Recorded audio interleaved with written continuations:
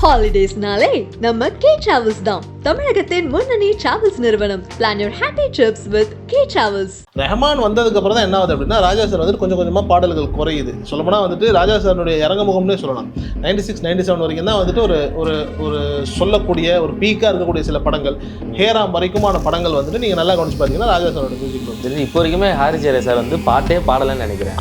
இல்லை, குறிப்பாக வந்துட்டு இப்போ நீங்கள் டிஎஸ்பி வரலாம் சொன்னீங்க. டிஎஸ்பி வந்துட்டு அவர் மியூசிக்கை பிராண்ட் பண்ணுறத விட டிஎஸ்பின்னா இப்படி தாங்கிறதே அவர் பிராண்ட் பண்ணிட்டார். எந்த இடத்துல போனாலும் டக்குன்னு ஒரு ஆண்டியை கூப்பிட்டு டான்ஸ் ஆடுறது, டக்குன்னு நின்று அந்த மோளத்தை அடிச்சுக்கிட்டு இருக்கிறது, அவரே வந்துட்டு பாட்டு பாடுறது, டக்குன்னு ஃப்ரெண்டில் வந்துட்டு இருக்கக்கூடிய டிக்னரிட்டிஸ்க்கு மைக்கை கொடுத்து ஹேன்னு கத்த வைக்கிறதுங்கிற இந்த ஒரு இது இருக்கு இல்லையா. எனக்கு தெரிஞ்சு தமிழ் சினிமான்னு இல்லை, எந்த சினிமாவுடைய இசையமைப்பாளர்களும் இப்படி ஒரு ஸ்டைலை ஃபாலோ பண்ணதில்லை.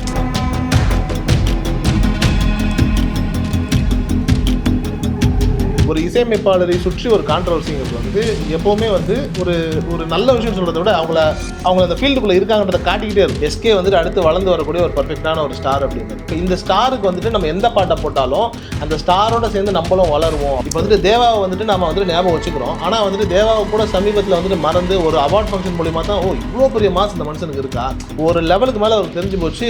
ரஹ்மானுக்கு அப்புறம் நம்மளை அந்த இடத்துல கொண்டு போய் வச்சுட்டாங்க. நம்ம எது கொடுத்தாலும் இப்போ ஒத்துப்பாங்க. இந்த டைமில் வந்துட்டு என்ன பண்ணோம் அப்படின்னா, இந்த டைமை ஓட்டுவோம். ஆனால் வித்யாசாகரை பொறுத்த வரைக்கும் அவர் மகனே வந்துட்டு ஒரு இன்டர்வியூவில் சொல்லியிருப்பாரு, எங்கள் அப்பா ரொம்ப கொண்டாடப்படலையோங்கிற மாதிரி எனக்கு ஒரு சந்தேகம் இருக்குது. ஆக்சுவலி அது என்னை பொறுத்த வரைக்கும் ஒரு தப்பான புரிதல் தான்.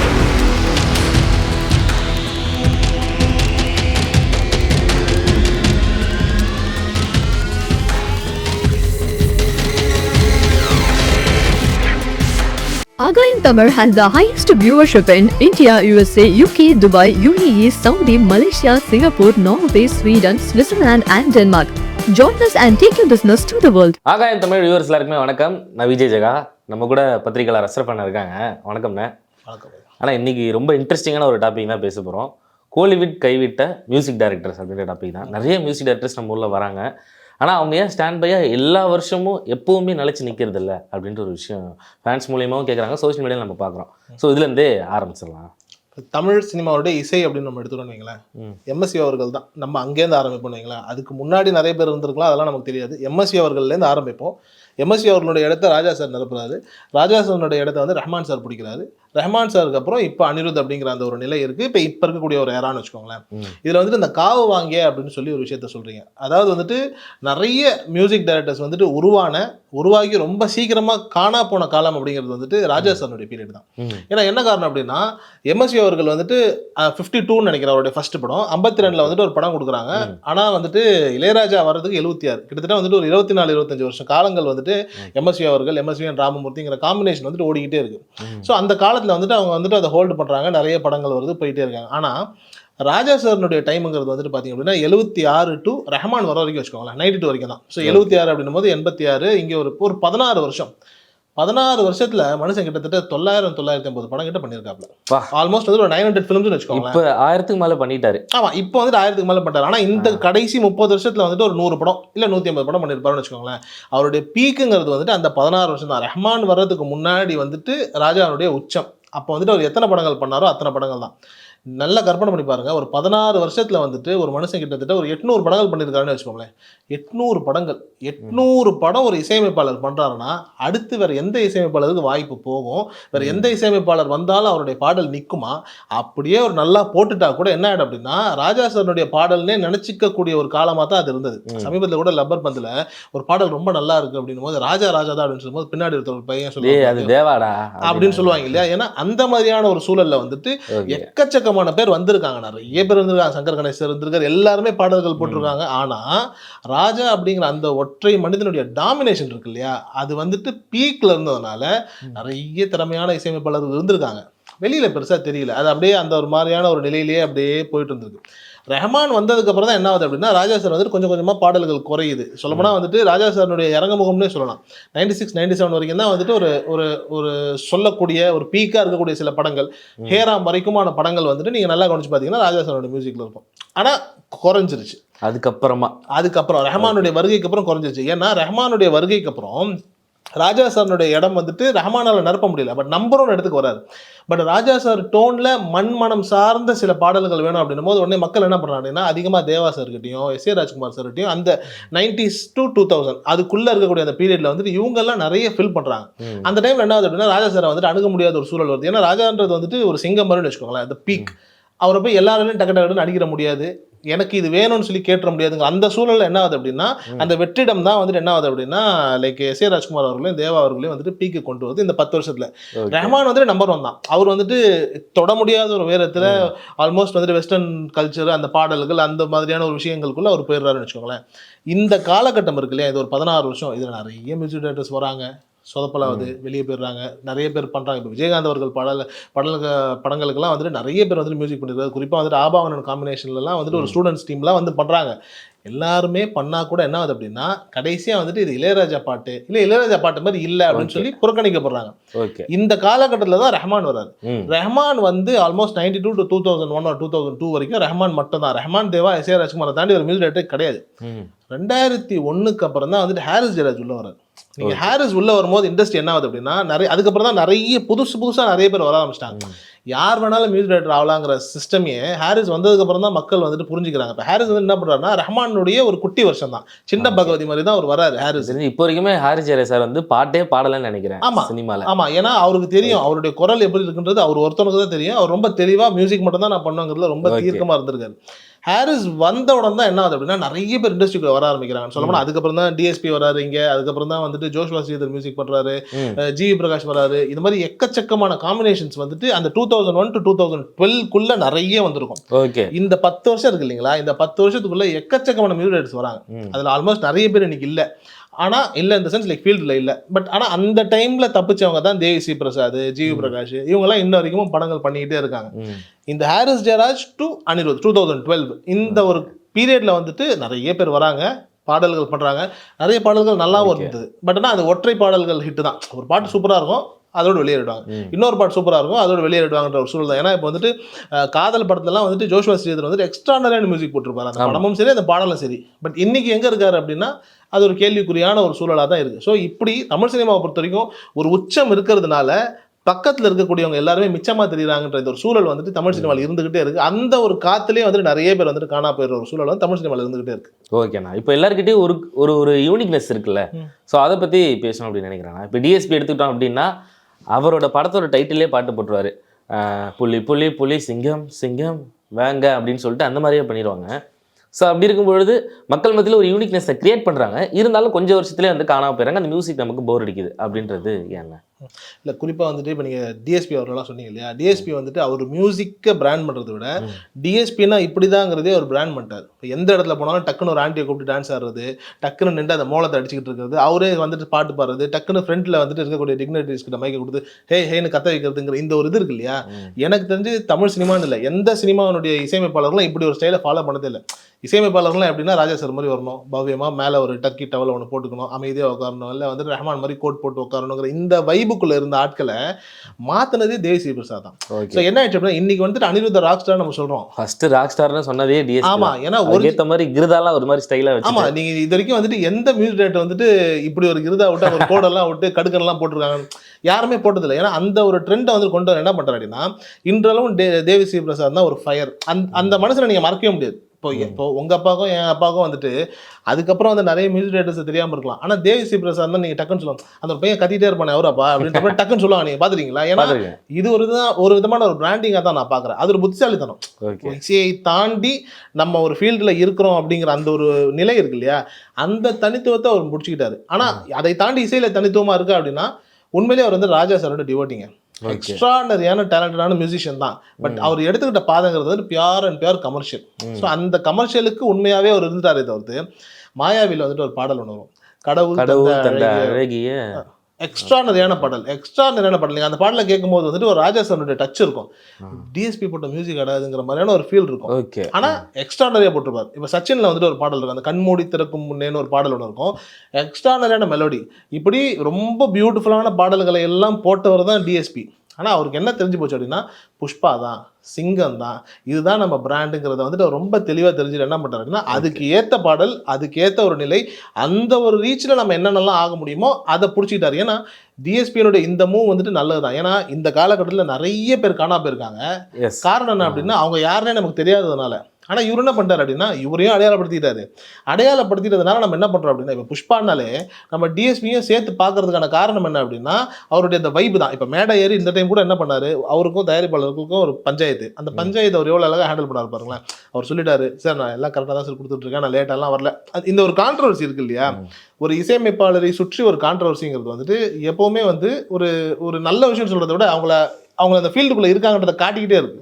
அது டிஎஸ்பி ரொம்ப பியூட்டிஃபுல்லா ஹேண்டில் பண்ணிட்டார். அது மற்றவங்க நிறைய பேர் ஹேண்டில் பண்ணலங்கிறதுனால கூட அவங்க காணாம போயிருக்கு வாய்ப்பு. ஓகே, ஏன்னா டிஎஸ்பி சாரை வந்து இடையில ரீசெண்டாக என்ன ஆச்சு, ஏன் அவருடைய படங்கள் வரதில்ல, படங்களுக்கு இவருடைய மியூசிக் வரதில்லை அப்படின்னு மிஸ் பண்ணிட்டு இருந்தாங்க. திடீர்னு ஒரு கம்பேக் கொடுத்து புஷ்பா அப்படி இப்படின்னு சொல்லிட்டு தமிழ், தெலுங்கு, கன்னடம் சொல்லிட்டு எல்லா லாங்குவேஜ்லையும் கலக்கிட்டு இருக்காங்க.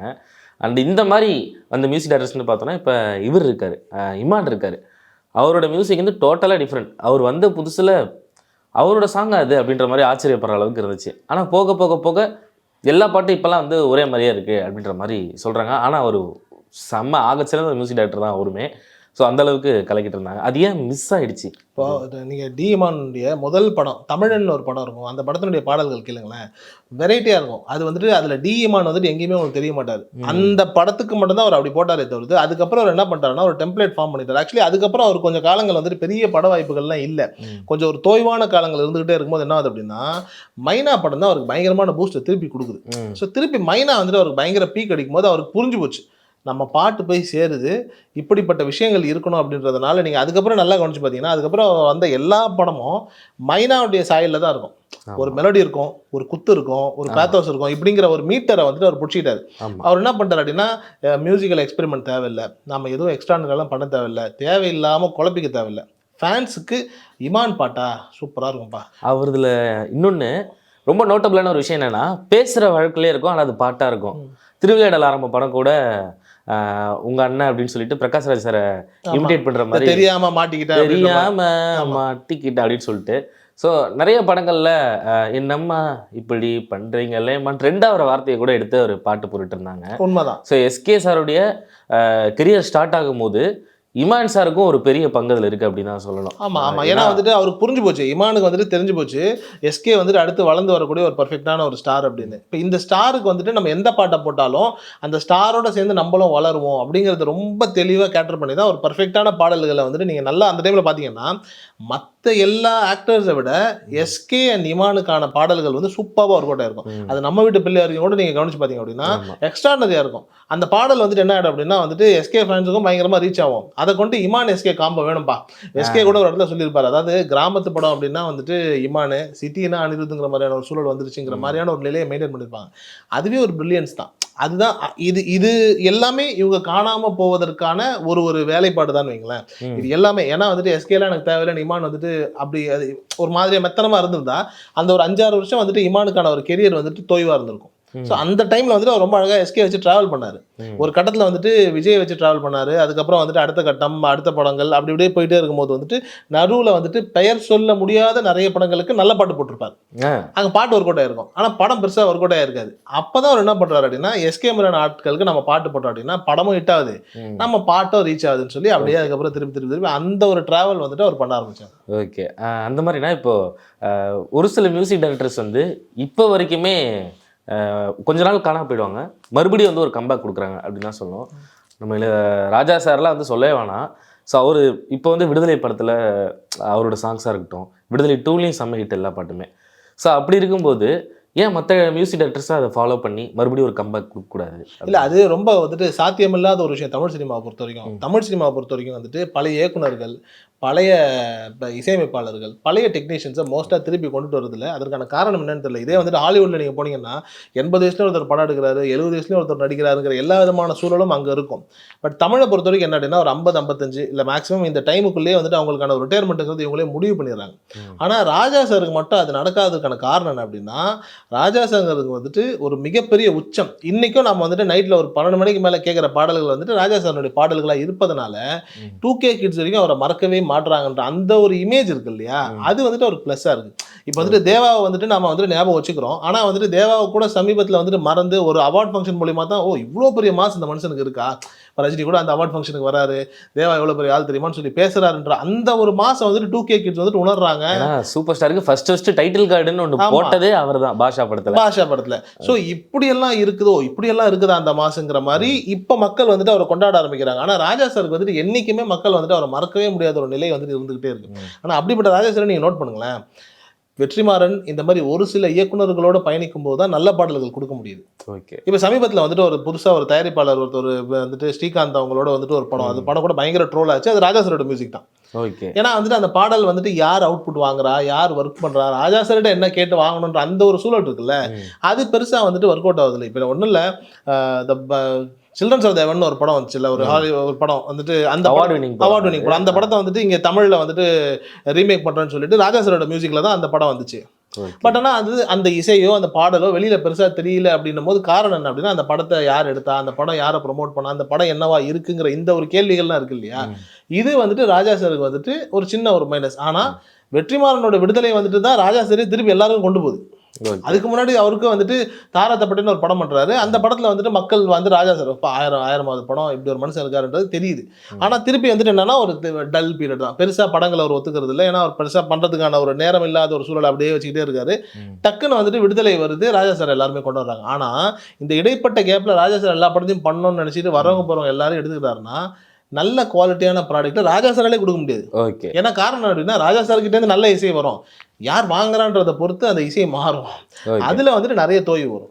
சரிண்ணா. ஆனா இப்போ அனிருத் அவருடைய கெரியர் ஸ்டார்ட் ஆகும்போது மேக்ஸிமம் மெலடி சாங் இருக்கும். இப்போ 3 படம்லாம் எடுத்துக்கிட்டா நிறைய மெலடி சாங்.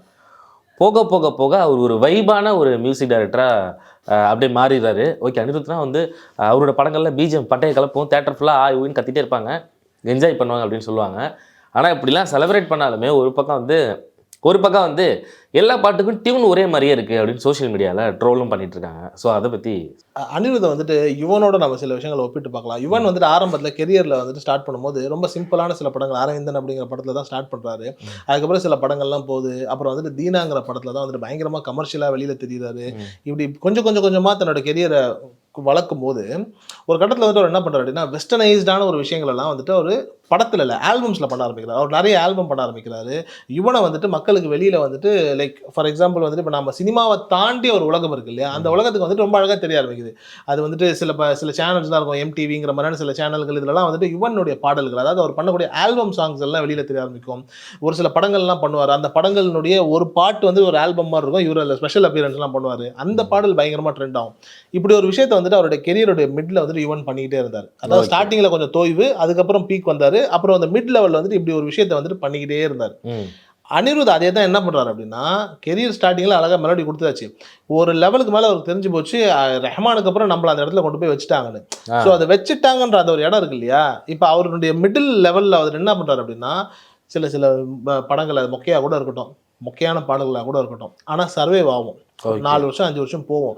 இந்த 4 வருஷம் 5 வருஷத்தில் நம்ம கல்ட்டு அது கொடுக்க தேவையில்ல. ஆனால் நம்மளுடைய பீக் நம்ம எது கொடுத்தாலும் இப்போ ஒத்துப்பாங்க. இந்த டைமில் வந்துட்டு என்ன பண்ணுவோம் அப்படின்னா, இந்த டைமை ஓட்டுவோம். அதாவது சில பாடல்கள் நல்லா இருக்கும், சில பாடல்கள் நல்லா இருக்காது, சில பாடல்கள் ரிப்பீட்டடாக இருக்கும், சில பாடல்கள் காப்பியாக இருக்கும். இது எதுவாக வேணா இருந்துட்டு போட்டாலும் நான் இப்போ போடுற எல்லாமே விற்கும், எல்லாமே நல்லா இருக்குன்னு தான் சொல்ல போகிறீங்க. இந்த காலகட்டத்தில் சில குப்பை பாட்டையே நான் போடுறேன், கேளுங்க, அப்படியே போகட்டும். ஒரு டைம் ஒன்று வந்ததுக்கப்புறம் அவருக்கு ஒரு பிரேக் ஒன்று வரும், ஒரு கெரியரில் ஒரு பெரிய ஃப்ளாப்போ இல்லை ஏதாவது ஒன்று வரும். உடஞ்சி விழுந்ததுக்கப்புறம் என்ன பண்ணுவார் அப்படின்னா, ஒரு 6 months பிரேக் எடுத்து திருப்பி ஒன்று வருவார் இல்லைங்களா. அது அவருடைய கெரியருடைய அடுத்த உச்சத்தை தொடர்றதுக்கான ஒரு ஆரம்ப புள்ளியாக இருக்கிறதுக்கான ஒரு ஸ்ட்ராட்டஜி ஒன்று இருக்கு இல்லையா. எனக்கு தெரிஞ்சு அனிருத் வந்துட்டு அப்படி தான் மெயின்டைன் பண்ணுறாரோன்னு எனக்கு தோணுது. ஏன்னா அவருக்கே தெரியும் 30 வருஷம் நாம ராஜா மாதிரியோ ரஹ்மான் மாதிரியோ வந்துட்டு பீக்கில் இருக்க போகிறது இல்லை அப்படின்னு.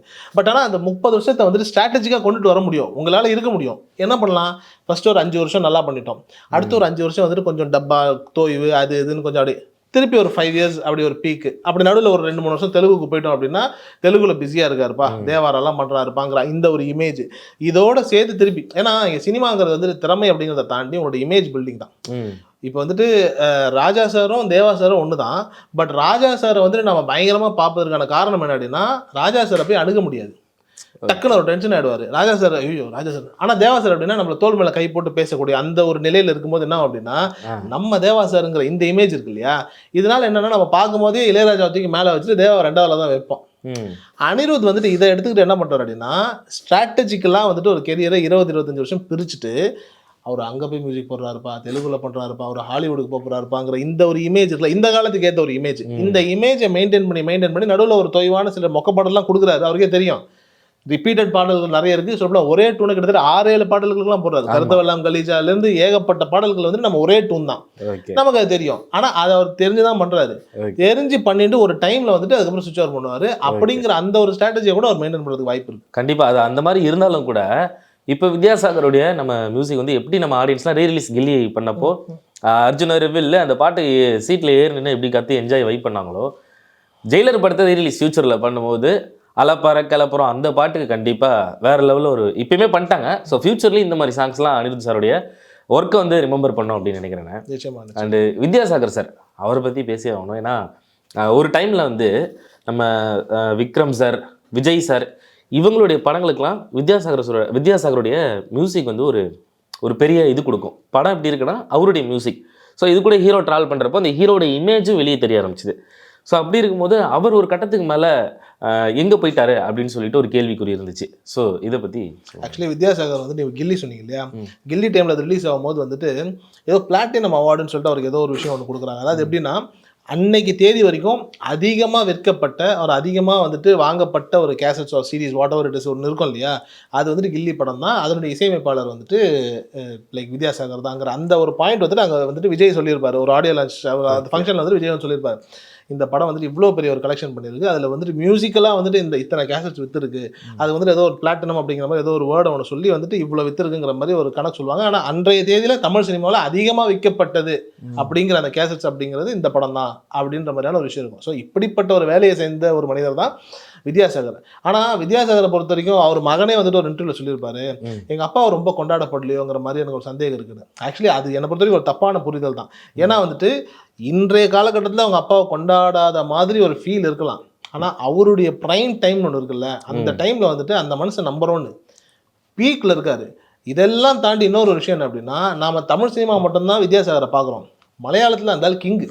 நீங்கள் வந்துட்டு வித்யாசாகரை போய் நீங்கள் மலையாளம் சொன்னீங்கன்னா நாம் இங்கே ராஜா சாரை கொண்டாடுற மாதிரி அங்கே கொண்டாடிட்டு இருக்காங்க. எக்ஸ்ட்ரானரியான பாடல்கள் போட்டிருக்காரு, எக்ஸ்ட்ரானரியான மியூசிக் கொடுத்துருக்காரு. அங்கே ஒரு செட் ஆஃப் பீப்புள் வந்துட்டு அங்கே லெஜெண்டரி மியூசிஷியன்ஸ் மியூசிக் டைரக்டர்ஸ் யாரெல்லாம் இருப்பாங்களோ அதில் வித்யாசாகரும் இருக்காரு. இங்கே நம்ம வித்யாசாகரை வந்துட்டு ஒரு கமர்ஷியல் இசையமைப்பாளராக தான் பார்க்குறோம். ஆனால் மலையாளத்தில் வந்துட்டு அவர் ராஜா சாருக்கு இணையான ஒரு எக்ஸ்ட்ரானரியான மெலடியை கொடுக்கக்கூடிய ஒரு இசையமைப்பாளர் தான். ஸோ வித்யாசாகர் வந்துட்டு அவருடைய டைமில் வந்துட்டு பயங்கரமாக கொண்டாடப்பட்டிருக்காரு. ஆனால் தமிழ் சினிமா பொறுத்த வரைக்கும் என்னன்னா நம்ம வந்துட்டு இங்கே குத்துப்பாட்டை தான் அதிகமாக வித்யாசாகர்கிட்டேருந்து வாங்கியிருக்கோம். அதனால என்ன ஆகுது அப்படின்னா அவர் ஒரு டைமுக்கு மேலே நம்ம விட்டுட்டோம். இன்னமும் ஆனால் அவரோட மெலடிஸ்லாம் நீங்கள் பாருங்களேன், தூள் படத்தில் அந்த ஆசை ஆசையாய் பாடல் இருக்கட்டும், இல்லை வந்துட்டு அர்ஜுன் திருமண படத்தில் ஒரு சாங்ஸ் அழகூரில் புத்தகம் அந்த பாடலாக இருக்கட்டும். அதே மாதிரி வந்துட்டு அர்ஜுனோட வந்துட்டு அவரோட காம்பினேஷனில் வந்துட்டு வித்யாசாகர் நிறைய நல்ல பாடல்கள் கொடுத்துருக்காரு. வேதம் படம் நீங்கள் வந்து சொன்னீங்களே அர்ஜுன் படம், அந்த படத்துலேயும் வந்துட்டு அவரோட பாடல்கள் எல்லாமே சூப்பராக இருக்கும். ஏன்னா அந்த பீரியடில் வந்துட்டு ஒரு மெலடிஸாக கொடுத்த எல்லா பாடல்களும் சூப்பராக இருக்கும். பட் மெலடியை ஓவர்டேக் பண்ணுற மாதிரி இருக்கும் அவருடைய கமர்ஷியல் பாடல்கள். ஏன்னா அப்படி போடலாம் வருது இல்லையா, அப்படி போட போய் நீங்கள் மலையாளத்தில் போட முடியாது. ஸோ தமிழில் அப்படி போடணும் போது என்ன ஆகுது அப்படின்னா ஆடியன்ஸுக்கு வந்துட்டு அடுத்து அப்படி போடு தான் வேணுங்கிற மைண்ட் செட்லேயே இருக்கிறாங்க. அதனால என்ன ஆகுது அப்படின்னா அவர் வந்துட்டு கமர்ஷியலாக பீக்கில் இருக்காரு. ஸோ இந்த காலகட்டத்தில் வந்துட்டு வித்யாசாகர் மிகவும் கொண்டாடப்பட்டவர் தான். ஸோ ஓவராலாக இன்றைக்கி இந்த இன்ட்ரெஸ்டிங்கான டாப்பிக்கில் நிறைய விஷயங்கள் மியூசிக் டைரக்டர்ஸை பற்றியும் அவங்களுடைய மியூசிக்கை பற்றியும் ஷேர் பண்ணீங்க. ரொம்ப ரொம்ப நன்றிண்ணா. Thank you so much. ஹாலிடேஸ்னாலே நம்ம கே டிராவல்ஸ் தான் தமிழகத்தின் முன்னணி டிராவல்ஸ் நிறுவனம். Plan your happy trips with K travels.